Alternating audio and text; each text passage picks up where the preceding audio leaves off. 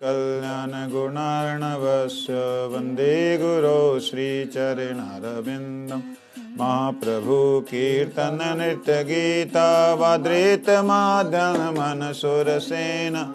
रोमाञ्चकं पश्रुतरङ्गभाजो वन्दे गुरु श्री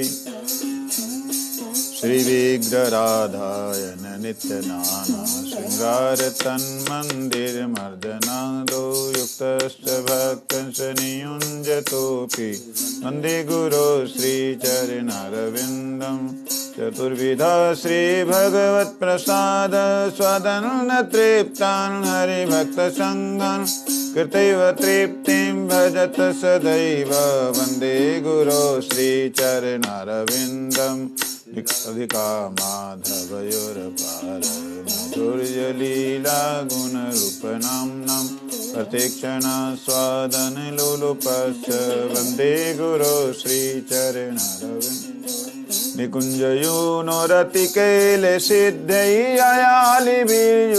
निकुञ्जयूनोरतिकैलसिद्धैयायालिभिर्युक्तिरपेक्षणीया तत्रातीताक्ष अतिवल्लभस्य वन्दे गुरो श्रीचरणारविन्दम् साक्षाद्वरीतेन समस्तशास्त्रै उक्तस्तथा भाववत एव सद्भिः किन्तु प्रभुर्यप्रिय एव तत् वन्दे गुरो श्रीचरणारविन्दम् यस्य प्रसादात् भगवत्प्रसादो यस्य प्रसादात् न गति कुतोऽपि यस्तुवं तस्य यशस्त्रिसन्ध्यं वन्दे गुरो श्रीचरणारविन्दम् श्रीमद्गुरोराष्टकमेतदुच्चे ब्रह्ममूर्ति पठति प्रयत्नात् यस्तेन वृन्दावननाथ साक्षात् तैवैव लभ्यजनुषुवन्तैव वन्दे गुरो श्रीचरणारविन्दं वन्दे गुरो श्रीचरणारविन्दं वन्दे गुरो श्रीचरणारविन्दम् ओ श्री चरणारविन्दं जय गुरुदेव गुरुदेव गुरुदेव जय गुरुदेव जय गुरुदेव जय गुरुदेव जय गुरुदेव जय जय गुरुदेव वृंदावन वासी यत वैष्णवेर गान प्रथमे वंदन करि सवार चरण नीलाचल वासी यत महाप्रभुर्गान भूमि ते पड़िया वंदो सवार चरण नवदीप वासी यत महाप्रभुर्गान सवार चरण वंदो हैया अनुरक्त महाप्रभुर्भक्त यत गौड़ देश स्थिति सवार चरण वंदो करिया प्रणति ये देशे वैसे गौरंगे रगा रुद्रबाहु करि वंदो सवार चरण यचेन हैवेन प्रभुर्यतो दास सवार चरण वंदो ब्रह्मांड तारिते शक्ति धरे जन जान हे वेद पुराणे गुण गाये देव सुने महाप्रभुर्गण सब पतित पवन ताहि लोभे मुहि पापी लईनु शरण वंदना करिते मुहि गत शक्ति अमुद्धि दोषे मुहि दंभ मात्र करी तथा विमुखेर भाग्य मने रायुल्लास दोष क्षमी मोह धमे करो निज दान सर्ववंश सिद्धि है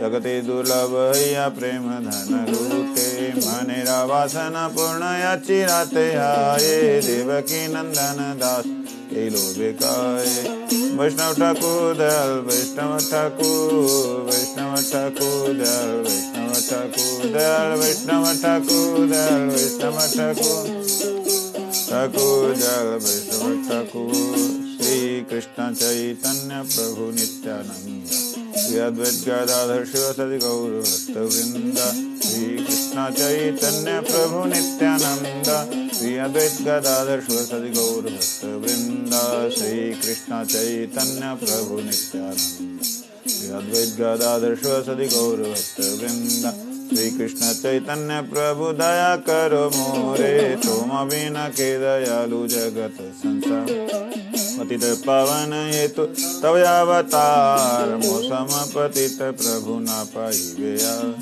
हाँ प्रभु नित्यानंद प्रेमानंद सुखी कृपावलोकन करो आमी बड़ दुखी दया करो सीतापति अद्वैत गोसाई तव कृपा बले पाई चैतन्य निताय दया करो गौर शक्ति पंडित गदाधर शिवासादि भक्त वृंद मोरे दया कर हाँ स्वरूप सनातन रूप रघुनाथ भट्ट युग श्री जीव हाँ प्रभु लोकनाथ दया करो श्री आचार्य प्रभु श्रीनिवास रामचंद्र संग मांगे नरोत्तम दास दया करो प्रभु पाद श्री दयित दास तव पद छाया मांगे अधम दास दया करो गुरुदेव पतित पावन तव पद सेवा मांगे दीनय किंचन हरे कृष्णा कृष्णा कृष्णा हरे हरे हरे राम राम राम हरे हरे हरे कृष्णा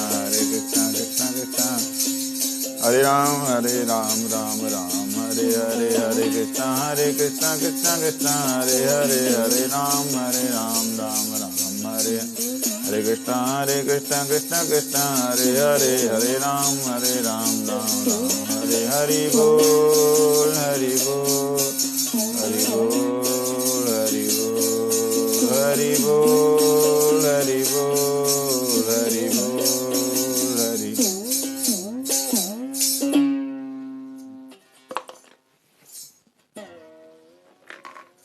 गुरुवे गौरचंद्राय राधिकाय तदालय कृष्णाय कृष्ण भक्ताय तद्भक्ताय नमो नमः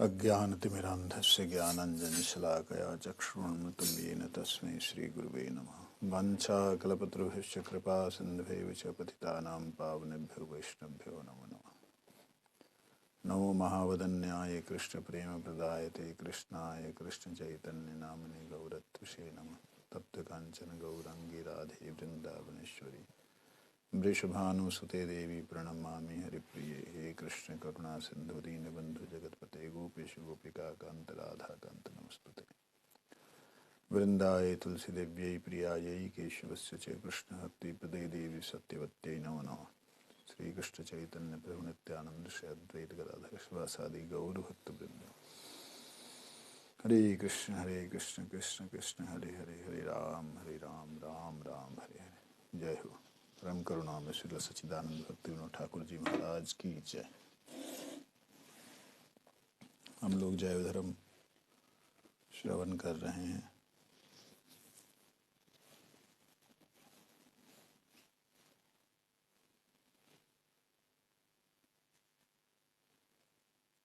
कल प्रश्न किया था ब्रजनाथ जी ने 28वें अध्याय में, आठों का कृपया करके नाम बताइए। जो मुख्य 8 रस कहे गए हैं उन 8 का नाम बताइए। तो कहते हैं रूप गोस्वामी का भक्ति रसामृत सिंधु श्लोक उठा करके कि जो शांत दास्य साख्य वात्सल्य मधुर है, जिसको उन्होंने रूप गोस्वामी जी ने शब्द दिए हैं शांत प्रीत प्रेय वत्सल और मधुर। शांत दास्य साख्य वात्सल्य क्यों? शांत प्रीत प्रीत प्रेय वात्सल्य और मधुर। प्रीत का मतलब प्रीति से सेवा का भाव, प्रेय का मतलब प्रेष्ठ, अपना जहाँ पे संबंध में आदान प्रदान ज्यादा हो वो सखा। वात्सल्य जहाँ पे अपने से अधीन हो, मतलब प्रीत में पूज्य बुद्धि, प्रीत भाव में पूज्य बुद्धि रहती है। प्रेय प्रीत में पूज्य बुद्धि, प्रेय में समान बुद्धि। हम दोनों सखा है, तू छोटा बड़ा, ऐसा समान बुद्धि। वात्सल्य में छोटा है, बच्चा है, हमारा बच्चा, ये बुद्धि। और मधुर में सब प्रकार के भावों का मूल स्रोत कह सकते हैं। और 7 जो भक्ति के गौण हैं, जिसमें गौण प्रकार कौन से? भक्ति रस में हास्य अद्भुत वीर, करुण रुद्र भयानक और बीभत्स। हास्य, अद्भुत, आश्चर्य, वीर, करुण, दया से आ जाना। दया से अलग है करुण। दया दीन को देख के होती है, करुणा जो है वो ऐसे ही हृदय जो द्रवीभूत जो होता है ऑलरेडी, तो उसे करुणा कहते हैं, करुण कहते हैं। रौद्र, गुस्सा, क्रोध, भयानक, देख करके एकदम भय हो जाना। गुस्से में भय नहीं होता है, लेकिन भय होता है जब उससे भी कोई भयंकर गुस्सा करने वाला हो। उसके बाद विभत्स, बड़ा ही अजीब सा लगना, विभत्स लगना। ब्रजनाथ जी कहते हैं चिन्मय रस में भाव शब्द का अर्थ क्या है? जो चिन्मय शब्द है उसमें भाव का अर्थ क्या कहते हैं? गोस्वामी जी कहते हैं चिद विषय में अनन्य बुद्धि युक्त पंडित गण भावना के विषय में गाढ़ चित्त संस्कार द्वारा अपने चित्त में जिस भाव को उदय कराते हैं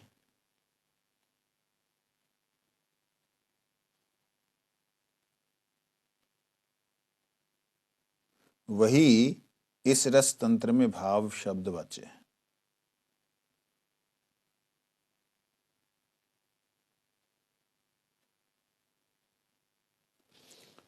चिद विषय में अनन्य बुद्धि युक्त पंडित गण।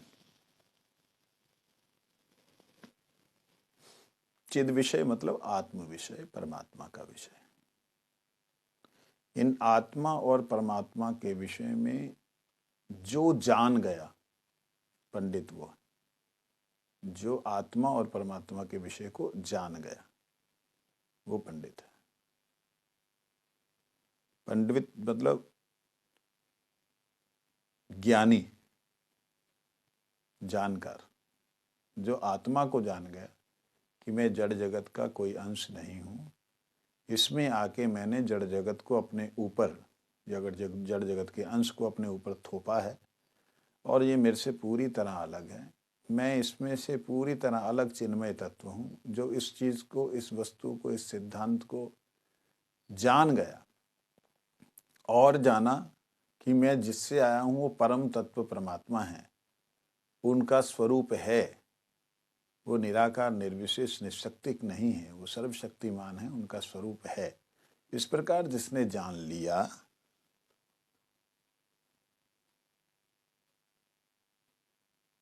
बुद्धि युक्त पंडित गण भावना के विषय में। अब ऐसा जिसने जान लिया तो उससे कैसे जुड़ेंगे, उनको कैसे प्राप्त करेंगे? तो एक भाव का उदय होता है। कहां पे? चित्त में गाढ़ संस्कार। यहां पे गाढ़ संस्कार को हम थोड़ा सा लेते हैं। जो गाढ़ चित्त संस्कार है, चित्त के अंदर जो गाढ़ा संस्कार है, मतलब पहले भी इस बात को बोला था, कोई भी विषय, जैसे कई कई लोग ऐसे हैं कि जो उनके चित्त में ना इतना संस्कार गहरा है, इतना गहरा संस्कार है एकांत में रहने का, शांत रहने का, कुछ भी हो जाए शांत रहने का, उनके इनके चित्त में पूरी तरह का एक भाव गाढ़ा है। कहते हैं अपने चित्त से जिस भाव को उदय कराते, इस चित्त संस्कार के द्वारा, जो गाढ़ा संस्कार है उसी के द्वारा वो भगवान में जो संस्कार हैं उसको उदय कराते हैं। उस संस्कार को उदय कराने वाला जो संस्कार जो उदय हो जाता है तो वही भाव कहलाता है। अब कोई कोई व्यक्ति ऐसा है, वो शांत बैठता है तो उसे ऐसा लगता है क्या मैं मूर्ति की तरह बैठा हूं, क्यों नहीं मैं कुछ सेवा करता, जा उठो सेवा करेंगे। वो जगत की सेवा में लगा है तो वो देश प्रेमी है या समाज सेवी है। लेकिन वही व्यक्ति परमार्थ की तरफ, भगवान की तरफ उन्मुख होकर के भगवान के भजन करने वाले जितने भी जीव हैं, चाहे थोड़ा कर रहे हैं, ज्यादा कर रहे हैं, बहुत ज्यादा कर रहे हैं, उन सबके लिए कुछ करने का भाव रखता है, वो दास्य भाव, उसके गाढ़ा संस्कार है इस भाव में। जैसे बैठता है तो मंत्र जप भी अगर करना, मंत्र जप करते करते उसका भाव यही चलता रहता है कि मैं अभी क्या सेवा करूंगा, तो उसके अंदर दास्य भाव बड़ा प्रगाढ़ रूप से है, सेवा करके उसे आनंद मिलता है। और कोई कोई ऐसा है जो जिसके चित्त में इतने गाढ़े संस्कार हैं कि वो सेवा तो करता है, लेकिन सेवा में जिनसे जिनके साथ सेवा करने का भाव रखता है, जब भगवान के साथ भगवान की सेवा का भाव रखता है, वो ऐसे नहीं रखता कि एक दूर खड़ा दास आगे देगा वो आगे आगे आएगा, ऐसा नहीं रखता, मैं उसको जाके खिलाऊंगा। तो यह सख्य भाव का संस्कार है। जो चित्त में गाढ़ा संस्कार है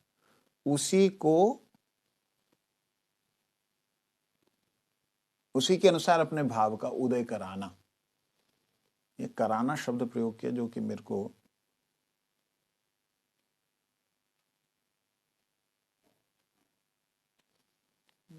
अलग तरह से लग रहा है। तो इसी से समझना चाहिए। मैं एक बार पहले मैंने बोला था कि हमारा चित्त जो है ना, वास्तविकता में एक तरह से रिफ्लेक्टर है, जो हमारे मन बुद्धि को बतला पाता है कि ये है अंदर। संस्कार है ना, तो संस्कारों का एक रिफ्लेक्टर है, वो जो मन बुद्धि जिसको समझ सकते हैं।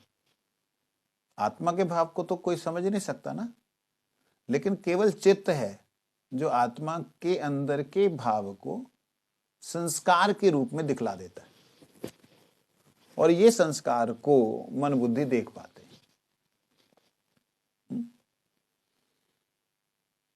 और देख पाने के कारण अब करना क्या है, उसके अनुसार जो अंदर स्थित भाव है उसके अनुसार कार्य करना पड़ेगा। उसके अनुसार कार्य करने का मतलब, अगर साख्य भाव है तो ठाकुर जी से फिर कुछ भी भोग लगाते हुए वो सखा जैसे प्रभु भगवान को भोग लगाते हैं, सखाओं का जैसा भाव है वैसा उसे प्रयास करना चाहिए, क्योंकि वो अंदर है, वो रिफ्लेक्ट हो रहा है, मालूम पड़ रहा है। कई कई लोग बुढ़े हो जाते हैं, बुजुर्ग हो जाते हैं, वो सोचते हैं हम स्त्री हैं तो हमारा तो स्त्री ही भाव होगा, वहां पे गोपी भाव ही होगा। नहीं, ऐसा नहीं है। वहां शांत भाव भी हो सकता है, दास्य भी हो सकता है, जो स्त्री ही भाव रहेगा ऐसा नहीं। स्त्री पुरुष भाव केवल इस संसार में मात्र है, उस जगत में स्त्री पुरुष भाव नहीं होता है। तो वो जो भी भाव में है, उस भाव को अंदर जो चित्त के ऊपर जमा हुआ गाढ़ा एक संस्कार जो है, उस संस्कार को निकाल करके एक्शंस में लाना पड़ेगा। अनुकूल स्वीकार, प्रतिकूल विवर्जन, ये करना होगा। तब क्या होगा, मैंने पहले ही कहा है कि भाव दो प्रकार के हैं, एक चिंत्य भाव और एक अचिंत्य भाव। चिंत्य भाव और चिंत्य भावों के विषय में तर्क चल सकता है, क्योंकि बद्ध जीव के बद्ध मन में जो समस्त भाव उदय होते हैं वे सभी जड़ धर्म प्रसूत होते हैं। देखिए, अभी मैंने कुछ सेकंड पहले बोला कि आत्मा में जो है वो तो पता नहीं लगेगा कि आत्मा का क्या भाव है, परंतु आत्मा का एक रिफ्लेक्शन जो है, एक आत्मा के भीतर का भाव जो है वो आभास के रूप में चित्त में संस्कार को पैदा करता है। ठीक है ना? और जिसके कारण हम उसका चिंतन कर पा रहे हैं मन बुद्धि से, तो यह है चिंत्य भाव। ये क्या है? चिंत्य भाव, जिसका चिंतन कर सकें। और एक है अचिंत्य भाव, जिसका हम चिंतन नहीं कर सकते। किससे नहीं कर सकते? मन बुद्धि से। चिंतन कर सकते हैं आत्मा ही चिंतन कर सकती है, आत्मा ही अनुभव कर सकती है। उसके लिए शब्द वाच्य नहीं है, शब्दों के द्वारा वाचन नहीं किया जा सकता, शब्द के द्वारा उसको प्रकट भी नहीं किया जा सकता, क्योंकि वो केवल अनुभूत करने वाली बात है। अब कितनी बार उदाहरण हम लोगों ने ले लिए हैं, बोल दिए हैं, नमक खाया, मीठा खाया, वो उस सब उदाहरणों को यहाँ पे समझ सकते हैं। कहते चिंत्य भावों में तर्क चल सकता है, यहाँ पे तर्क ऐसा कैसे वैसा कैसे, जैसे अब तुम बात कर रहे हो वैसे यहाँ चल सकता है, क्योंकि जड़बद्ध जीव के बद्ध मन में जो समस्त भाव उदय होते हैं वही सभी जड़ धर्म प्रसूत होते हैं, इसलिए इनके विषय में चिंता की जा सकती। ईश्वर के विषय में भी उनके जो जड़ भाव होते हैं विचिंत भाव, ईश्वर के विषय में भी उनके जो जड़ भाव है, ईश्वर के विषय में भी कोई जड़ भाव होता है? भगवान के विषय में जड़ भाव कैसे हो सकता है? हाँ, वो जो इस संसार में आए तो जड़ भाव को ग्रहण किया, सो रहे हैं, जाग रहे हैं, भूख लगी है, खाना खाना है, चोरी की भागना है, ये जड़ भावों को ही हम केवल मात्र चिंतन कर सकते हैं। वास्तव में ईश्वर संबंधी भाव चिंत नहीं होते, क्योंकि ईश्वर तत्व जड़ से परे है, परंतु ईश्वर तत्व जड़ातीत है एवं उनमें चिंत्य भाव नहीं होते, इसलिए ईश्वर तत्व में कोई भाव ही नहीं है, ऐसा सोचना भूल है।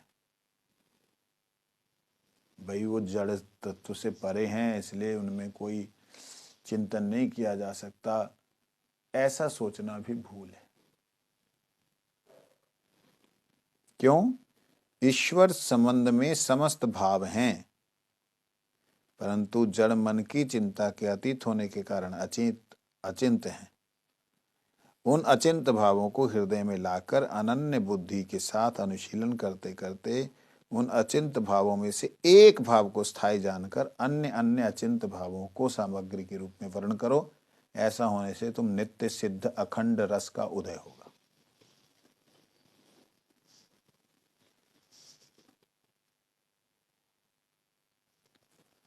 भगवान का हर तत्व अचिंत है, भगवान शब्द भी अचिंत है, परंतु हम लोग भगवान शब्द का अर्थ करते हैं षडैश्वर्य पूर्ण सैव भगवान स्वयं। कौन कौन से ऐश्वर्य? ऐश्वर्यस्य, यशस्य, वीर्यस्य, ना श्री हो गया ना, ऐश्वर्यस्य, श्रीयस्य,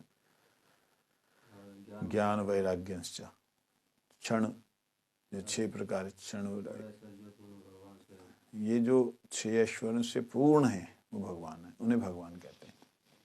अब हम 6 ऐश्वर्यों को क्या समझ सकते हैं? एक भी ऐश्वर्य को ले लो, मान लो श्री को ही ले लो, सुंदरता को भगवान की, वो सुंदरता को क्या हम सोच सकते हैं जब हमें अपनी ही सुंदरता का, अपना ही का वर्णन नहीं कर सकते? तो इसलिए उनके बारे में तो सोच सकते नहीं, तो इसलिए वो नहीं हैं ऐसा बोल देना, जहाँ उनके बारे में सोचा नहीं जा सकता तो उनका भजन भी नहीं हो सकता, ऐसा बोलना गलती होगी।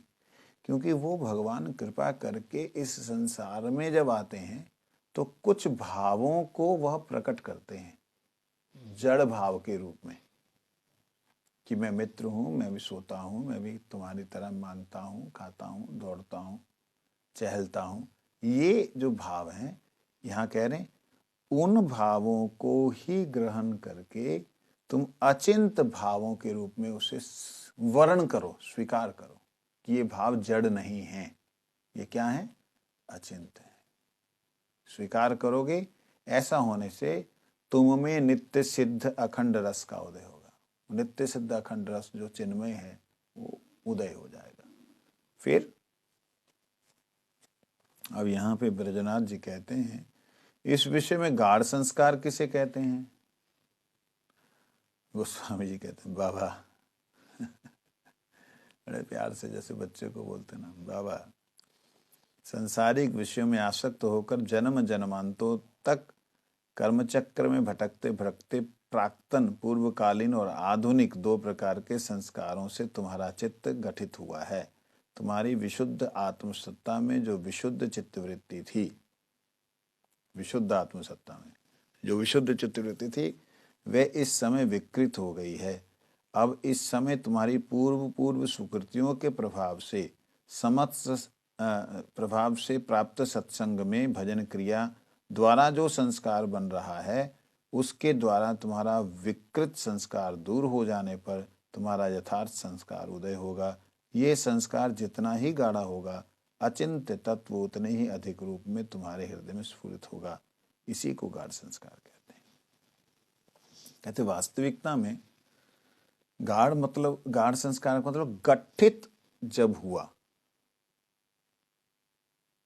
जब गठन हुआ संस्कारों का, उसमें एक तो है पूर्वकालीन संसार में भटकते भटकते संस्कार बने, एक है जो आधुनिक अभी जो हम कर रहे हैं उसके संस्कार बने। इनके अलावा जो आत्मसत्ता की विशुद्ध चित्तवृत्ति है, जो आत्मा की विशुद्ध चित्तवृत्ति अर्थात आत्मा इन द बिगनिंग, बिल्कुल शुरुआत में जब प्रकाश की बूंद बनी, प्रकाश का कण बना, प्रकाश का जब कण बना, वो कण बनते समय उस कण के भीतर जो विकार पैदा हुआ, माया को देख करके जो विकार पैदा हुआ कि मैं करता हूं, यह अभिमान तो पैदा हुआ। और कर्ता के बाद में कर्म करने के लिए बुद्धि और मन की जरूरत पड़ी। ये इतने करोड़ों सेकंड, एक सेकंड के अंदर एक सेकंड में करोड़ों भाग कर दिए जाए, इतने माइक्रो सेकंड्स के अंदर ये भावों का संचार हुआ। और उस वक्त माया को दृष्टिपात करते हुए उसको जिस प्रकार से भोगने की भावना जगी, ये प्रथम संस्कार है। भोगने की भावना जगी, प्राप्त करने की भावना जगी कि मैं सेवा करूं, जहां मैं खेलूं, जहां मैं पालन करूं, जहां मैं भोग करूं, विषयों को भोग करूं। इस प्रकार के जो शांत दास्य साख्य वात्सल्य मधुर में से जो मुख्य रूप से रहे और जो गौण रूप से आए गए जो है, वो सारे के सारे इन द बिगनिंग, शुरुआत में आते हैं, होते हैं। उनके ऊपर फिर जन्मजात संस्कार, ये सब संस्कार धीरे धीरे धीरे धीरे उनके ऊपर प्रभाव डालते जाते हैं। अब हमने उसको अगर निकालना है तो बाबा जी महाराज कहते हैं वो गाढ़ा संस्कार है, वो बिल्कुल गठित है, वो उसी से बना हुआ है, वो आत्मा से युक्त है। वो संस्कार को अगर निकालना है तो अब तुम्हें जो भजन क्रिया दी जा रही है, जो मंत्र दिए जा रहे हैं, वो केवल 12 बार जप करने के लिए नहीं दिए जा रहे हैं। वास्तविकता में उनका अनुशीलन करना है। 12 बार तो कम से कम है।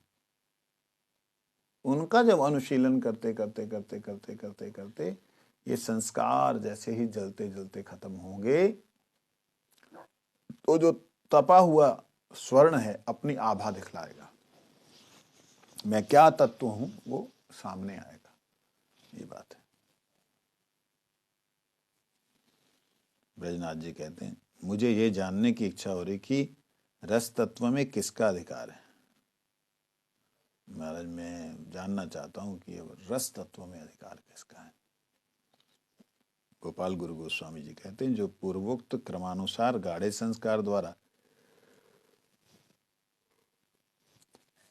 अचिंत भावों को हृदय में ला सकते हैं, केवल वे ही साधक रस तत्व के अधिकारी हैं, दूसरों का इसमें अधिकार नहीं है। ये देखिए क्या बोलते हैं, व्यतीत्य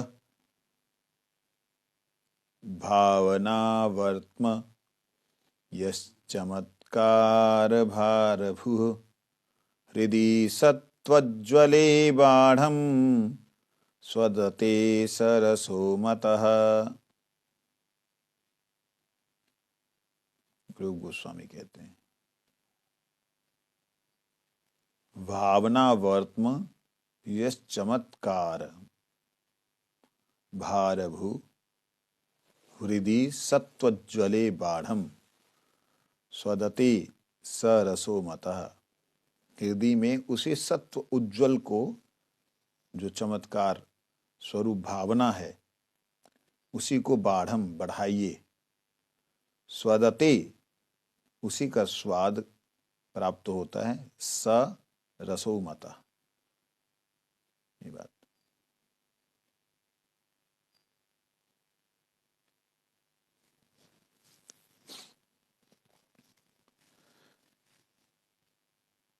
जो पूर्वोक्त बातें बोली हैं, कहते हैं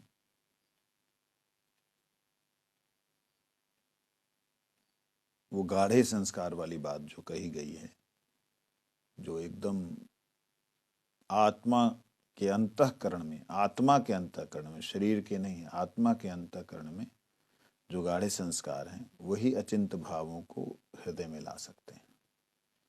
वहां तक पहुंचना जरूरी है। ब्रजनाथ कहते हैं, इस रस के अनाधिकारी कौन है? जिस प्रकार अनाधिकारी को हरिनाम देना अपराध है, उसी प्रकार अनाधिकारी व्यक्ति के निकट रस विषय की व्याख्या करना भी अपराध है। प्रभु कृपा कर हम दीनहीनों को इस विषय में सतर्क किया जाए।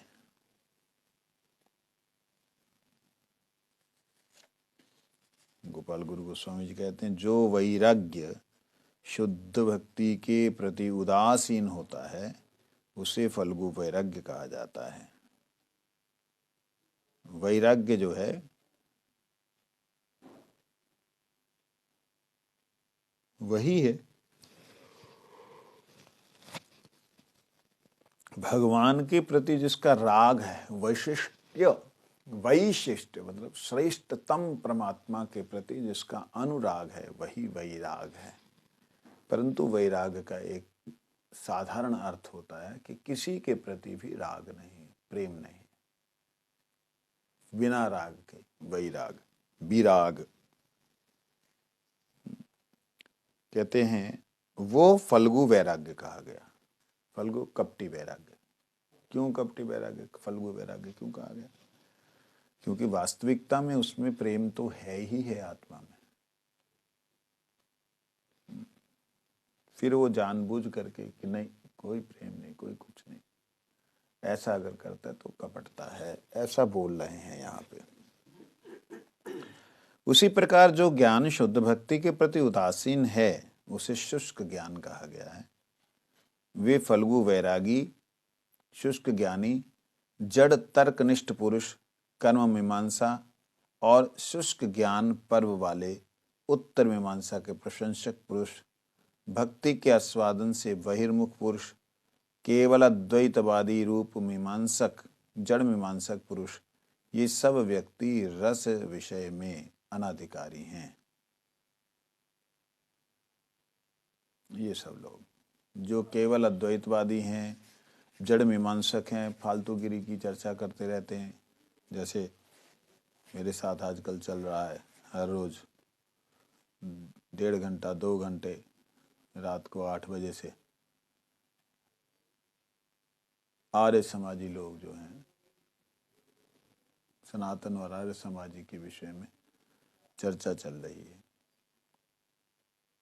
आर्य समाजी बोलते हैं कि मूर्ति रखना कोई बात नहीं है, लेकिन मूर्ति की पूजा करना बहुत बड़ा अपराध है, बहुत बड़ी गलती है, मूर्खता है। यहाँ तक कि जो जिस भी देवता या जिस भी व्यक्ति की मूर्ति बनाता है, वो ठीक है, प्रतीक के रूप में आप रख लीजिए कि वो कोई थे, लेकिन उनकी पूजा आप जो करते हो, ये 100 गोहत्या का उनको पाप लगेगा। इस प्रकार से मूर्ख लोग बोलते हैं। तो मैंने उनसे बोला कि तुम लोग अग्नि को ईश्वर मानते हो, कहते वेदों में लिखा है अग्नि ईश्वर है। किस प्रकार से वेदों में लिखा हो? तो जड़ लिखा है, एक जगह ईश्वर का, दूसरी जगह जड़ का, एक जगह वायु को ईश्वर का, दूसरी जगह जड़ का। उसको पंचमहाभूत के अंतर्गत गिना गया। तो किस प्रकार से तुम जो है एक ही बात को मान के दूसरी को नहीं मान रहे हो? ये सब चर्चाएं चल रही हैं। तो ये लोग कौन है? जड़ मीमांसक हैं, शुष्क ज्ञान वाले, सूखा ज्ञान, जिसमें भगवत प्रेम रस भगवान के साथ, उस परम पिता परमात्मा के साथ में संबंध है, ऐसा है नहीं। तो इन लोगों के साथ में ये रस की बात करना अनैतिकार है। रसिक भक्तजन इन अनाधिकारी व्यक्तियों से कृष्ण भक्ति रस की ठीक उसी प्रकार रक्षा करेंगे जिस प्रकार चोरों से महानिधि की रक्षा की जाती है। नहीं तो ये लोग कृष्ण भक्ति रस को सुन करके उनकी चर्चा करते, निंदा करते। देखो, जिसको ये लोग परमात्मा कहते हैं, इतने बड़े महान पुरुष हुए कृष्ण, वो चोरी करेंगे? वो माखन चोरी करेंगे? जिनके यहाँ इतनी गायें, वो चोरी करने के लिए जाएंगे? कितने घृणित महात्मा कृष्ण के लिए ये लोग शब्द प्रयोग करते हैं कि कृष्ण चोर है। और देखो, वो गोपियों के वस्त्र चुरा लिए। ऐसे गंदे गंदे शब्द जो हैं कृष्ण के लिए भागवत जी में लिखे हैं, ऐसा ही आर्य समाजी बोलते हैं। तो इसीलिए भागवत को नहीं मानना चाहिए, ये आर्य समाजी ऐसा बोलते हैं। क्योंकि अनाधिकारी लोग, भक्त और भक्ति के भावों को ना जानने वाले लोग, ये सब सुन करके, शुष्क ज्ञानी लोग सुन करके उसकी निंदा उल्टा करते हैं कि परमात्मा ये कर ही नहीं सकता, परमात्मा को किसी वस्तु की जरूरत नहीं है, परमात्मा सबके नियंता, उन्हें किसी वस्तु की जरूरत क्या है? अरे भैया, तुमने अगर कुछ बनाया, तुम ईश्वर हो, तुम बनाने वाले हो, तुमने कुछ बनाया, अगर तुम उसी का रसास्वादन करो तो तुम अनीश्वर हो गए। तुमने किसी वस्तु का निर्माण किया, घर का निर्माण किया, बिस्तर को बनाया या कुछ भी बनाया, उस वस्तु को अगर तुम प्राप्त करते हो या भोग करते हो, क्या तुम उसके अधीन हो गए? ये बात इनकी समझ में नहीं आती। कहते वो सर्वशक्तिमान है, सर्वकर्ता नियंता है, उसे कुछ वस्तु की जरूरत नहीं। अरे, सर्वकर्ता जब है, सर्वनियंता जब है, तो नियम किसके ऊपर लागू करेगा? नियंत्रण किस पे करेगा? जो अनियंत्रित हो रहा है। जब अनियंत्रित पे नियंत्रण वो करेगा, उसको तुम बोल रहे हो कि हे परमेश्वर, हे यज्ञेश्वर, तुम जो है मेरी गायों की रक्षा करो, मेरे पशुओं की रक्षा करो, हे ईश्वर तुम उसकी रक्षा करो, तुम ऐसा करो, दुष्टों का संहार करो, फलाना ढिकाना। तुम उस ईश्वर को निवेदन कर रहे हो या आदेश कर रहे हो, XYZ कुछ भी कर रहे हो, ठीक है।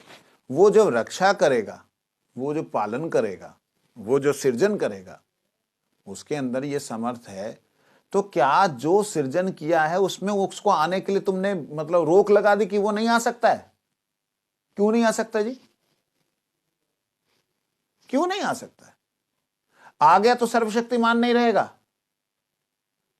क्यों नहीं रह सकता? आ करके अभिनय करके सर्वशक्तिमान क्यों नहीं रह सकता? तुम अपने बच्चे को पीठ पे बैठाते हो, पीठ पे बैठा करके घोड़ा बनते हो, तो क्या तुम्हारा बच्चा तुम उसके घोड़े हो जाओ, तुम्हारा बच्चा जो तुम्हारा वो बाप है? नहीं। ये भावनात्मक भगवान के साथ संबंध को नहीं समझ सकते, इसलिए इनसे ये चर्चा नहीं करनी चाहिए। परंतु ये लोग कृष्ण जी को, राम जी को लेकर के ऐसी गंदी गंदी बातें बोलते हैं, सीता जी को लेकर इतनी गंदी बात बोलते हैं कि बस पूछा मत जाए। मतलब बोलना अपराध में महसूस करता हूँ। तब भी हमारे कुछ मित्रों ने देखा, मुझे जानते हैं, बोल करके बोला कि आप भी इसमें शामिल होइए, तो इसलिए मेरे को मजबूरी में उनसे वार्तालाप करनी पड़ रही है। तो बात मुख्य रूप से समझने वाली है कि ये अनाधिकारी लोग हैं, इनसे चर्चा नहीं करनी। उल्टा चर्चा करने से ये लोग निंदुक मूर्ख लोग अपने पिता ने कंधे पे बैठाया और चल रहा है, उस वक्त पैर भी लग रहे हैं, लेकिन जब बुद्धिमान हो जाओगे तो तुम क्या पैर लगाओगे बाप को, पिता को? नहीं। ऐसे ही मर्यादा और माधुर्य, इन दोनों में अंतर है। मर्यादा उनके लिए है जो ज्ञानवान लोग हैं, ज्ञानी लोग हैं, और माधुर्य उनके लिए है जो प्रेमी हैं। तो प्रेमी और जो ज्ञानी है इनमें अंतर था, है, रहेगा। तो आप लोग अपना अंतर अपने पास रखिए। तो आप हमारे जो हमारा प्रेम का मार्ग है उसकी निंदा क्यों करोगे? करोगे? हम तो निंदा नहीं करेंगे, हम निंदा करते नहीं है तुम्हारी। जिस दिन करने लगेंगे उस दिन शायद मुश्किल होगा, तो इसलिए हम करते नहीं हैं। तो क्यों नहीं करते? क्योंकि हमें आदेश नहीं है सब चर्चा करने का। तो आइए आगे ब्रजनाथ जी कहते, आज हम धन्य हुए, हम आपके श्रीमुख से आज्ञा, श्रीमुख की आज्ञा का सर्वतोभावन पालन करेंगे। विजय कुमार ने कहा, प्रभु मैं सर्वसाधारण में श्रीमद् भागवत पाठ करता हूँ, हमेशा सबके बीच में करता हूँ। उससे जो अर्थ उपार्जन होता है उससे अपने संसार का निर्वाह करता हूँ, जो प्राप्त होता है। परंतु श्रीमद् भागवत तो रस ग्रंथ है, क्या इसे सर्वसाधारण में पाठ करके धन संग्रह करने से कोई अपराध होता है? अब जो मैं उसका रस ग्रंथ है उसके अंदर रस की बातें लिखी हैं, तो उससे धन इकट्ठा करता हूँ, तो ये क्या सही है? गोस्वामी जी कहते हैं, श्रीमद् भागवत ग्रंथ सर्वशास्त्रियों मनि निगम शास्त्र का फलस्वरूप है। प्रथम स्कंद के तृतीय श्लोक में जैसा निर्देश दिया गया वैसा करना चाहिए। मुहु रुहौ रसिका भुवि भावुका। इस श्लोक में केवल भावुक या रसिक भक्तों के अतिरिक्त किसी को भी भागवत रस पान करने का अधिकारी नहीं माना है। बाबा, इस व्यवसाय को तुरंत छोड़ दो, तुम रस पिपासु हो, धंधा इसका करना छोड़ दो। रस के प्रति अब और अपराध ना करो। रसो वैसा, इस वेदवाणी में ऐसा कहा गया है कि रस ही कृष्ण स्वरूप है। जीविका निर्वाह करने के लिए अन्य अनेक व्यवसाय हैं, तुम उन्हीं के द्वारा जीवन निर्वाह करो। सर्वसाधारण में श्रीमद् भागवत का पाठ कर अर्थ संग्रह अब मत करना। हाँ, यदि कहीं रसिक श्रोता मिल जाए तो बिना वेतन या दक्षिणा लिए ही उसे परमानंद से श्रीमद् भागवत श्रवण करा सकते हो। भक्तों, रसिक श्रोता मिलते हैं तो वहाँ भागवत श्रवण कराओ, लेकिन ये भागवत करके हम 1 लाख लेंगे, 2 लाख लेंगे, ये जो धंधा करते हैं ये उचित नहीं है। जो रसिक श्रोता हैं, जो श्रोता हैं श्रवण करते हैं, अपनी इच्छा से स्वयं सेवा करने के लिए कुछ देते हैं, तो एक अलग बात, तुम उसका धंधा बना के मत करो। कहते हैं मिल जाए तो बिना वेतन या दक्षिणा लिए ही उनके परमानंद, दक्षिणा भी नहीं लेनी। हाँ, उसे परमानंद से भागवत श्रवण करा।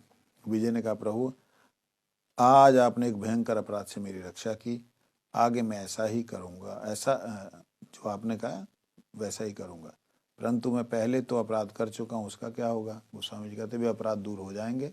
सरल हृदय से रस के शरणागत होने पर रस तुम्हें अवश्य क्षमा करेंगे, तुम इसके लिए कोई चिंता ना करो। विजय ने कहा, प्रभु किसी नीच वृत्ति द्वारा अपने शरीर का पोषण कर लूंगा, परंतु अनाधिकारी के निकट रस कीर्तन ना करूंगा, एवं उनसे अर्थ लेकर भी रस कीर्तन नहीं करूंगा। अनाधिकारी के निकट रस कीर्तन ना करूंगा, अगर वो अर्थ भी दें, धन भी दें, तब भी रस कीर्तन नहीं करूंगा। गोस्वामी, बाबा तुम लोग धन्य हो, कृष्ण ने तुम लोगों को आत्मसात कर लिया है, कृष्ण ने तुम्हें स्वीकार कर लिया है। अन्यथा भक्ति विषय में ऐसी दृढ़ता संभव नहीं है। तुम लोग नवद्वीप वासी हो, श्री गौर हरि ने तुम लोगों को सर्वशक्ति प्रदान की है। 28वां अध्याय समाप्त।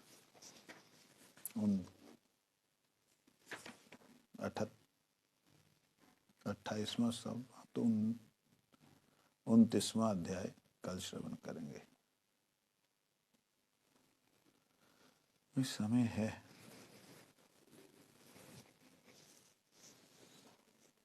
प्रश्न तक आ जाते हैं। प्रश्न, ब्रजनाथ और विजय कुमार दोनों ने सोच विचार कर तय किया कि वे पुरी में ही चातुर्मास्य का समय बिताएंगे तथा श्री गोपाल गुरु के निकट रस तत्व संबंधी समस्त प्रकार के विचारों का श्रवण करेंगे।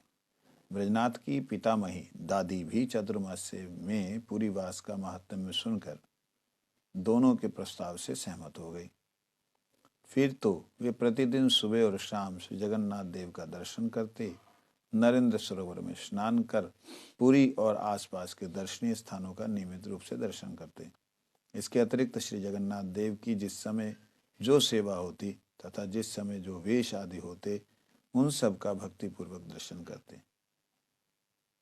इस प्रकार बड़े नियमित रूप तथा सुंदर ढंग से उनका समय बीतने लगा। उन्होंने श्री गोपाल गोस्वामी के समीप अपने मन के भावों को व्यक्त किया।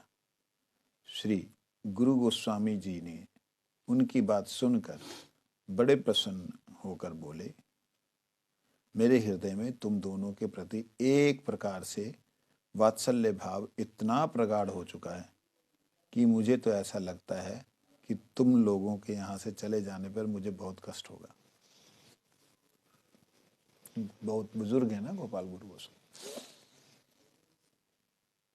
तुम लोग जितने दिन यहाँ अधिक रुकोगे मुझे बड़ी प्रसन्नता होगी। सद्गुरु आसानी से पाए जा सकते हैं, परंतु सच्चे शिष्य आसानी से नहीं पाए जाते।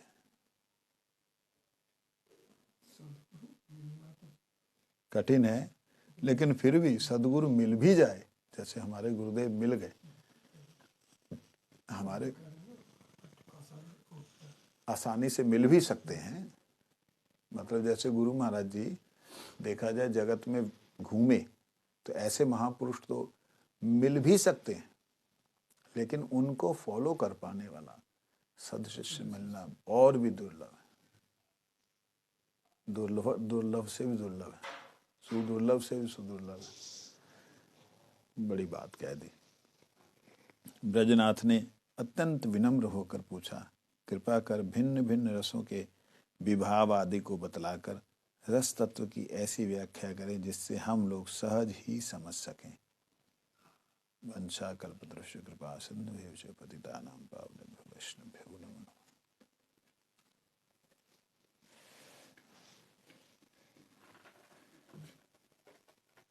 हरिहराय नमः, कृष्ण यादवाय नमः, यादवाय माधवाय केशवाय नमः। गोपाले गोविंद राम श्री मधुसूदन गिरिधारी गोपीनाथ मदन मोहन।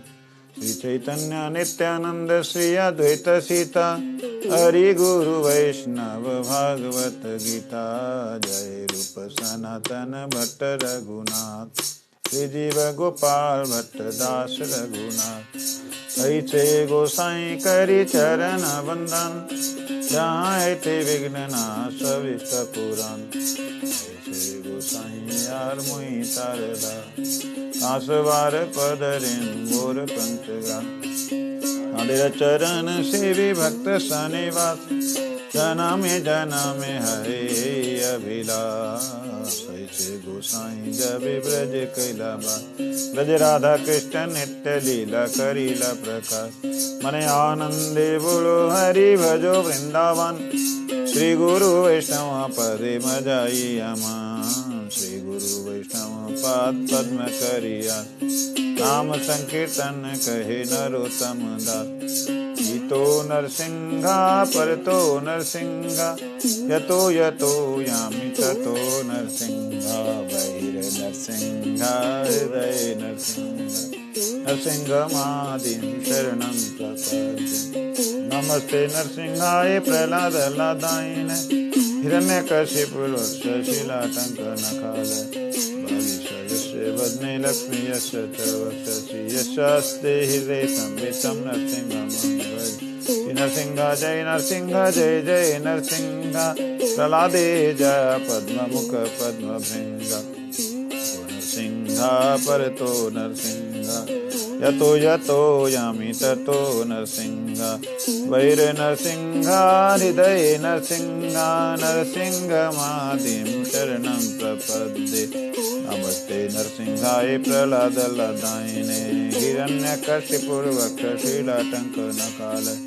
वागीशायस्य वदने लक्ष्मी यस्य च वक्षसि यस्यास्ते हृदये संवितं नरसिंहं भजे। नरसिंह जय नरसिंह नरसिंह जय जय नरसिंह प्रहलादे जय पद्ममुख पद्मभृंग यतो नरसिंह परतो नरसिंह यतो यतो यामि ततो नरसिंह वैरनरसिंह हृदये नरसिंह नरसिंहमादिं शरणं प्रपद्ये नमस्ते नरसिंहाय प्रहलादलदायिने हिरण्यकशिपुर्वक्षशिलाटङ्कनखालय वागीशायस्य वदने लक्ष्मीयस्य च वक्षसि यशास्ते हृदये संवृतं नरसिंहमां भजे नरसिंह जय नरसिंह जय जय नरसिंह प्रहलादे जय पद्ममुख पद्मभृंग यतो नरसिंह परतो नरसिंह यतो यामि ततो वैर नरसिंह हृदये नरसिंह